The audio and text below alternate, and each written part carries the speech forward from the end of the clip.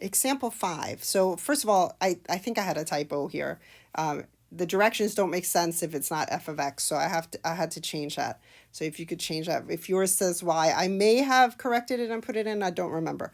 All right, find all points on the graph for which f prime of x is equal to 0 and those for which f prime of x does not exist. So our first job is to find the derivative, or else I cannot answer this question. So I have to use the chain rule here. So f prime of x is equal to, at the outer function, if you want to rewrite it, it might be helpful. X squared minus 2x minus 15 is raised to the 1/4. So then, okay, I can use the power rule for that. So it's going to be 1/4 x squared minus 2x minus 15, because I'm just doing raised to the negative 3/4. I'm just doing the outer function part, times the inner function. The derivative of that is going to be 2x minus 2. Then I'm going to simplify. Now here, when I have to find where the derivative is equal to 0 or it doesn't exist, it actually becomes really important to simplify this a lot. So we're going to write f prime of x is equal to, in the numerator, I can factor out a 2. So I'm left with an x minus 1. And in the denominator, I have a 4, and then I have the 4th root of x squared minus 2x minus 15. Now you do not, and then that's raised to the 3rd power. You do not, by the way, have to have it with the root. You can just write it to the 3/4 in the denominator. I'm also okay with that. For some reason, visually, it makes more sense to people if I write it with a root. So I'm trained to do that, but you don't have to. I'm going to then reduce it and set, it becomes 2 in the denominator. And now, from this point forward, we essentially have to figure out or answer the question. So now I'm going to change colors here. I have to write and justify what I'm doing. So I'm saying f prime of x is equal to 0 whenever you have a fraction, it only happens when the numerator is equal to 0, when x minus 1 is equal to 0. So that means I can solve for this. That means that x is equal to 1. This is going to be this is going to be true. When x is equal to 1, the derivative is equal to 0. I'm also going to say f prime of x does not exist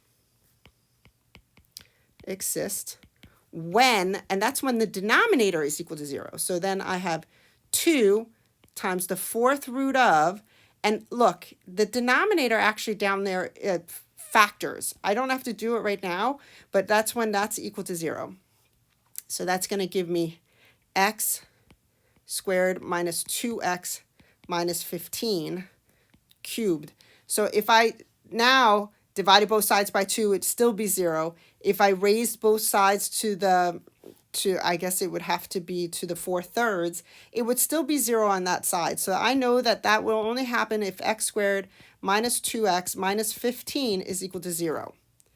I can factor that. So x minus 5, x plus 3 is equal to 0. So that happens when x is equal to 5 or negative 3. So now I've found where the first derivative is either undefined or does not exist, or it's equal to 0. I want you to try and do the same thing, but for b. So pause the video and try it on your own, and I'll show you the answer.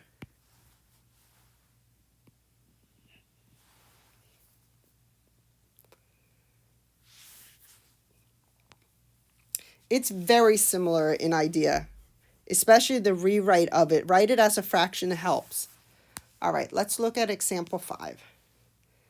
Now, example 5, what I see as a very common mistake is people try and do this using the quotient rule. So and besides that, and this is a mistake I make often, is it's h of t, and I start writing it in terms of x, so just be really careful with that. So in our case, I'm going to rewrite it like this instead. I'm going to write h of t is equal to, because it has a constant in the numerator, it's much easier to treat it like a power rule problem, like that. So if there is a constant in the numerator, do not use quotient rule. Do not. If constant in numerator,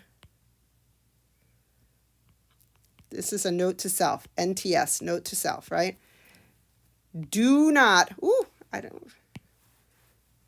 constant in numerator. Do not use quotient rule. Just rewrite.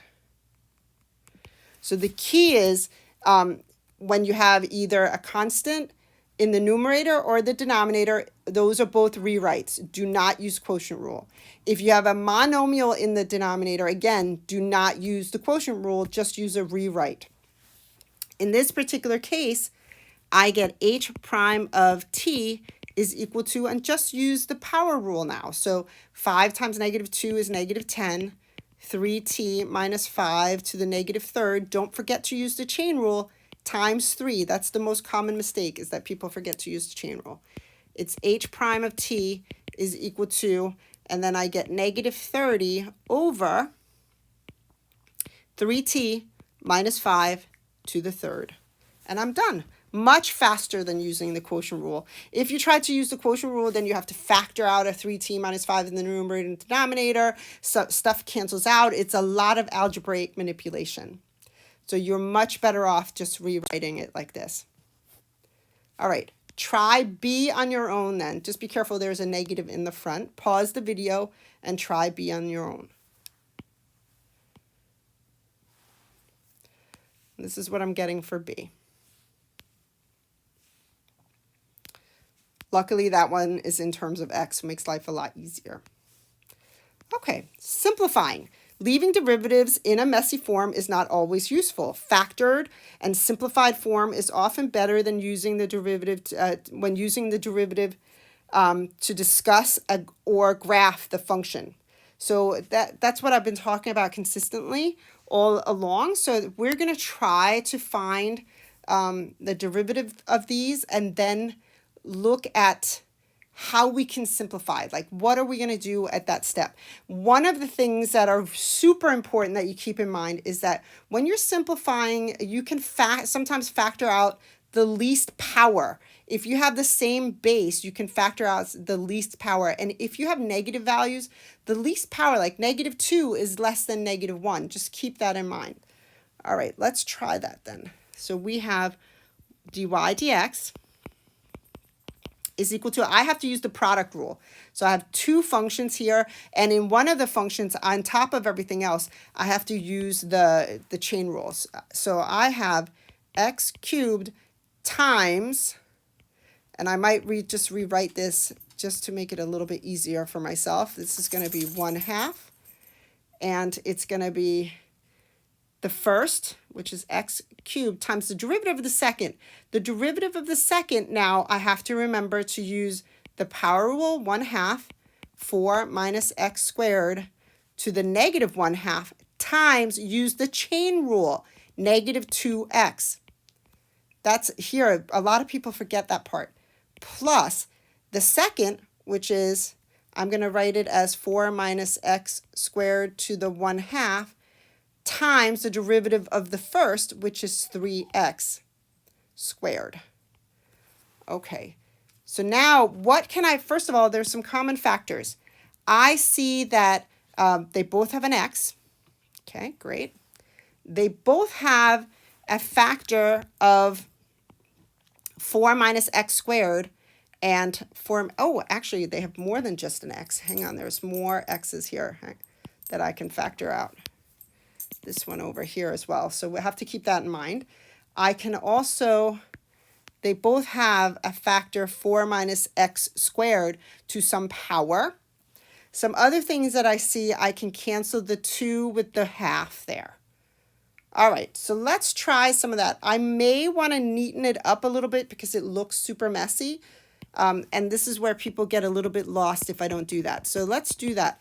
I have negative x to the 4th times 4 minus x squared to the negative 1/2. I'm not done yet.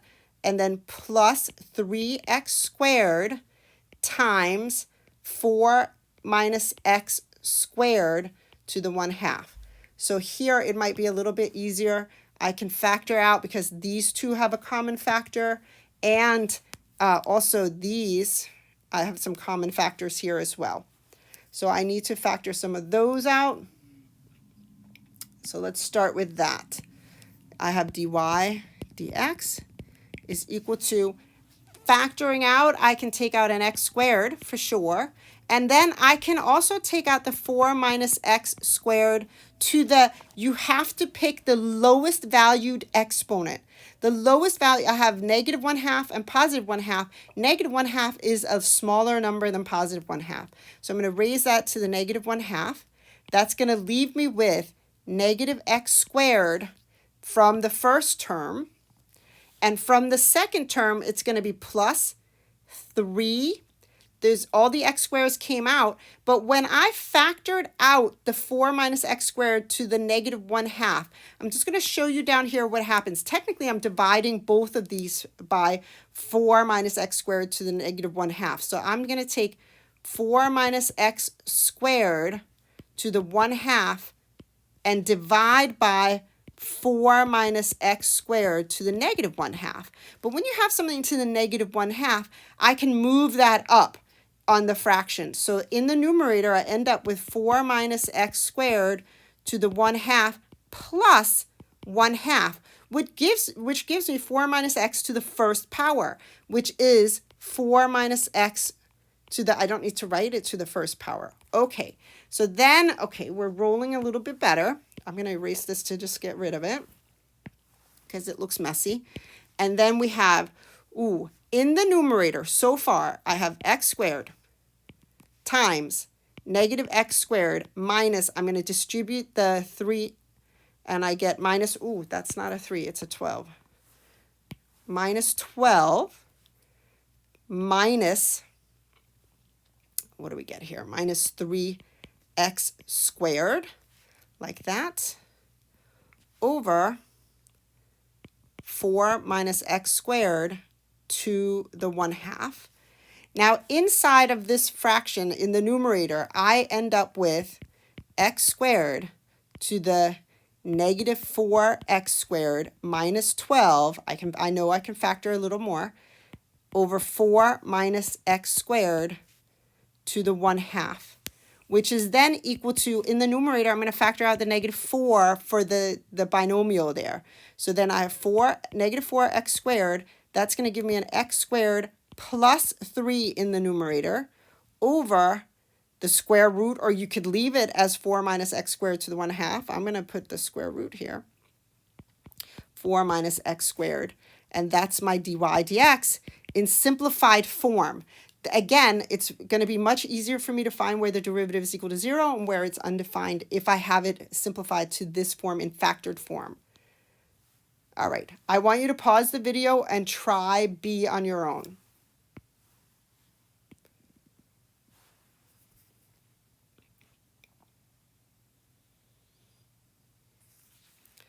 And this is what I'm getting for B.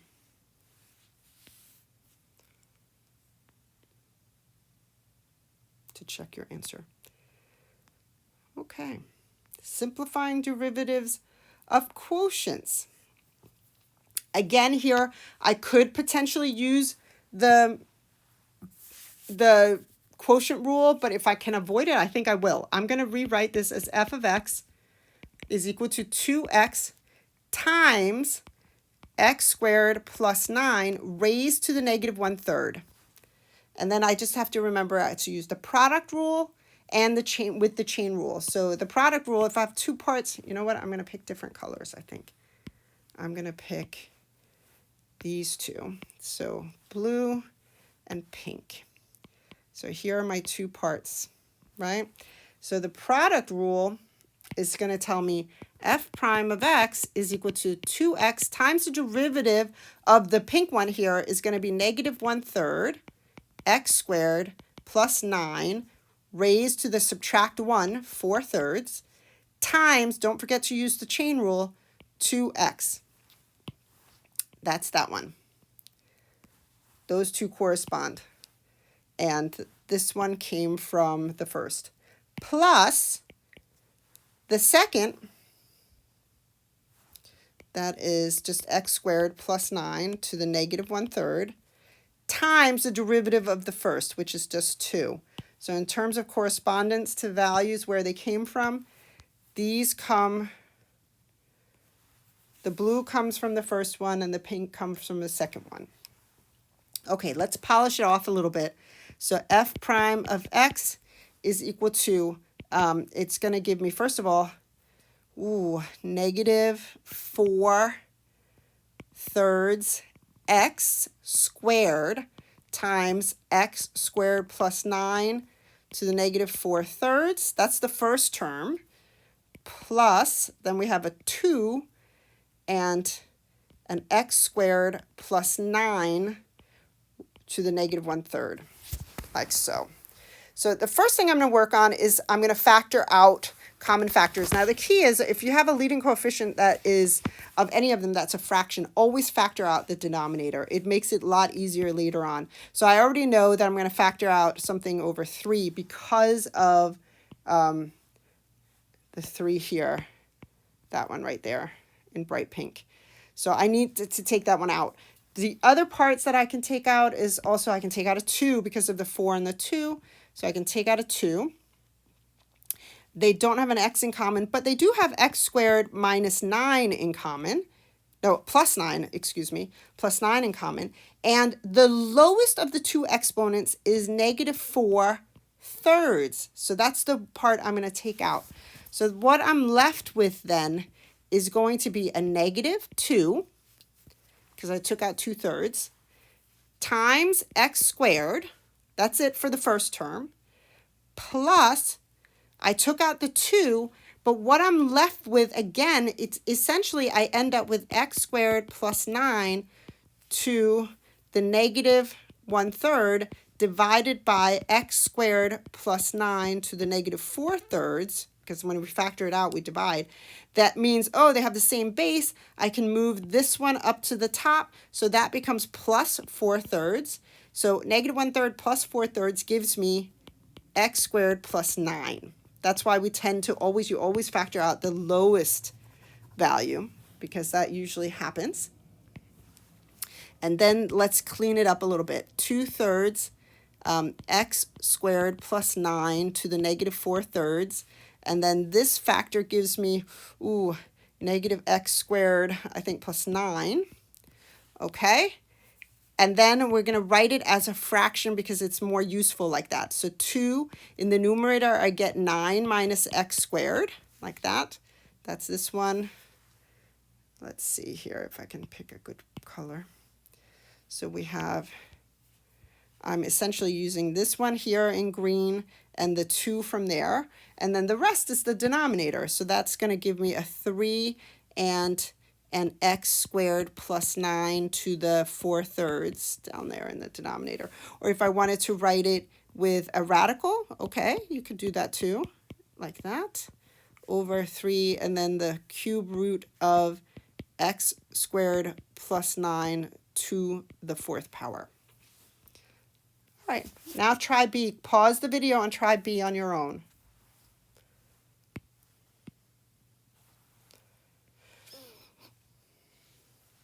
Hopefully I did that right.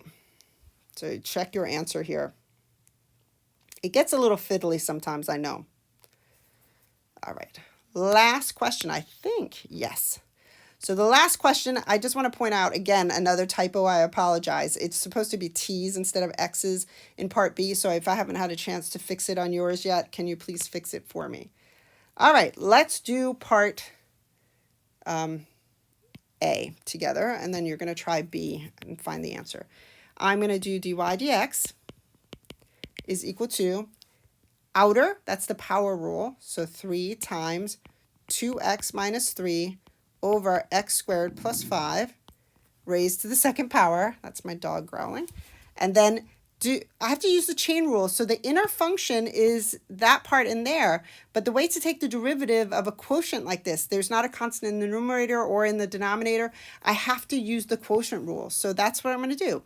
Ho, which is x squared plus 5, d high, which is 2, minus high, which is 2x minus 3,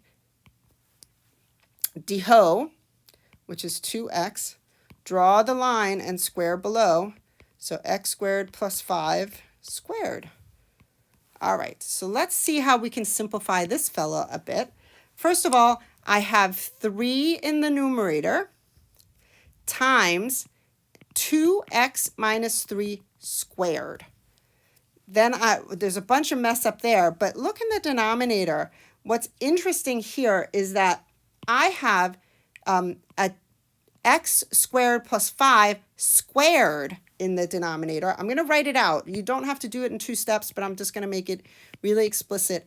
Squared plus 5 squared. But I also have it over here. So I can combine those, because it's multiplication, to become x squared plus 5 to the 4th.